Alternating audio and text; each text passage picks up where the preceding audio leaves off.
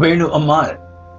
Venuammal was the youngest child born to Sri Arunachalam and Srimati Kalyani in 1888 in the Tamil Nadu village of Mandakolathur, which is about 35 kilometers from Tiruvannamalai. She was the youngest of five children, three brothers and one sister. Her eldest sister was Venuammal, the well-known devotee of Bhagavan, who, after the tragic death of her husband, son and daughter in quick succession, took refuge in Bhagavan in 1906 and who prepared food for him daily for 40 years. Venuammal was about 7 years younger than her sister Lakshmi Ammal, H.Ammal, and also had her own tragedies. She was married at the age of 9, had a daughter, Balakuchambal, at the age of 14, and lost her husband at the age of 15. It is unthinkable now that at such a tender age, so much domestic cares and responsibilities could be thrust upon such a young girl, but that was the ways of this ancient Indian culture for thousands of years. So, at the age of 15, in 1903, Venuammal was widowed with a 1-year-old daughter. She was fortunate in that she received help from her late husband's family, her parents, and her brothers in Mandakolathur. It is believed that she moved back to her home village after the death of her husband and remained there until sometime after her daughter was married. Venuammal's daughter Balakuchambal was 10 years old in 1912 when she married Sri Ramanasramam, who was a sincere devotee of Bhagavan.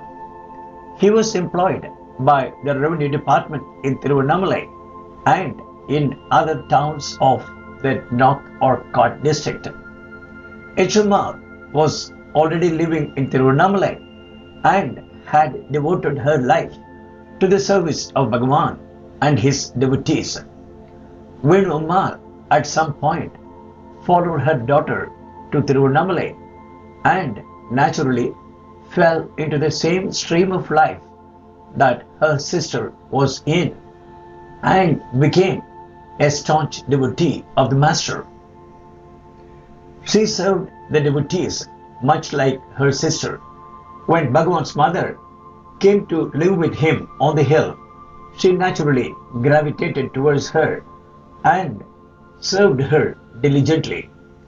Aragammal loved Venuammal so much that she used to tell others that she was like a daughter to her. Venuammal served her tirelessly during her last illness and was constantly by her side. Venuammal can be seen sitting with Aragammal in the 1920 photo below.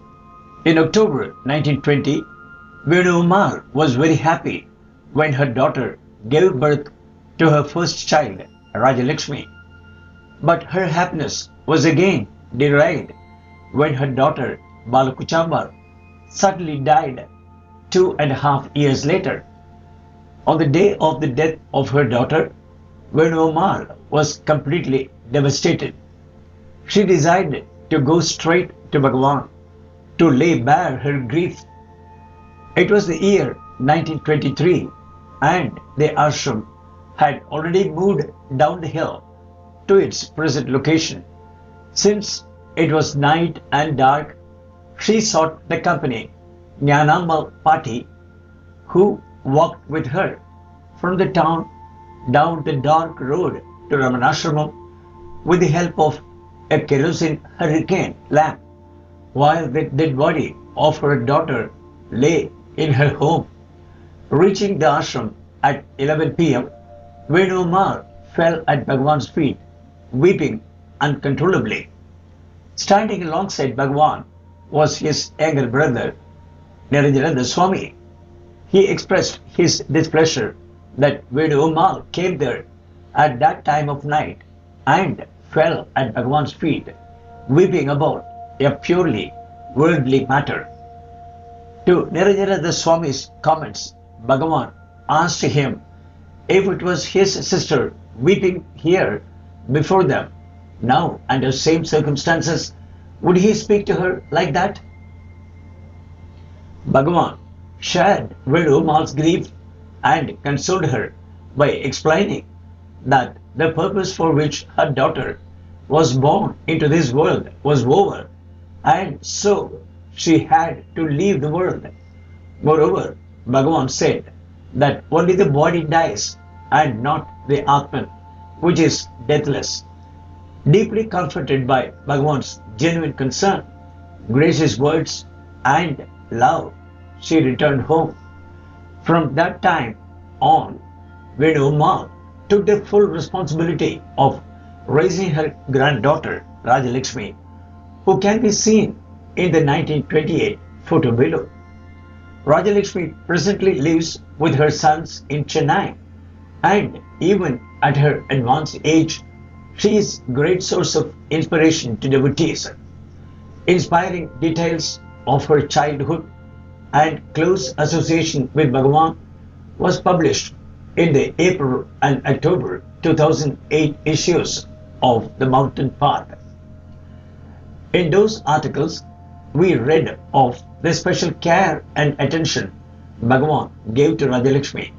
Certainly, in the same manner, Venuammal received Bhagavan's love and attention, though not much has been recorded. One recent proof of this was the discovery of a beautiful pencil-colored Sri Chakra drawn by Bhagavan for Venuammal, probably around the year 1920. She had it framed and worshipped it daily till, in her old age, she was unable to do so. At that point, she passed it on to her granddaughter Rajalakshmi, who continued its worship until she became aged. Rajalakshmi then gave it over to her eldest son, Sri Lakshmikantan Arunachalam, who kindly made it available to us by allowing the ashram photographic archivist, Sri V. Karthik, to take it to his Chennai studio and have it professionally scanned. Please use the following internet link to view this color copy of this sacred Sri Chakra: www.ashrama.org/images/Sri-Chakra/. Venuammal continued to live in Tiruvannamalai even after Bhagavan's Mahanirvana. When she became weak with age, she moved in with Rajalakshmi in Chennai for some time and ultimately breathed her last at the age of 77 at her brother Sri Janakarama Iyer's house in Vinapakam. It was the same place that Venuammal's ashes were brought after her passing. Sri Janakarama Iyer was the father of Chellamal, whom Venuammal adopted and brought up in Tiruvannamalai, and whom Bhagavan loved so much. There are many incidents written about her in the ashram literature. Venuammal brought up Chellamal's son, popularly known as K.V. Mama, under the same circumstances as Rajalakshmi. He is also seen in the above 1928 group photo.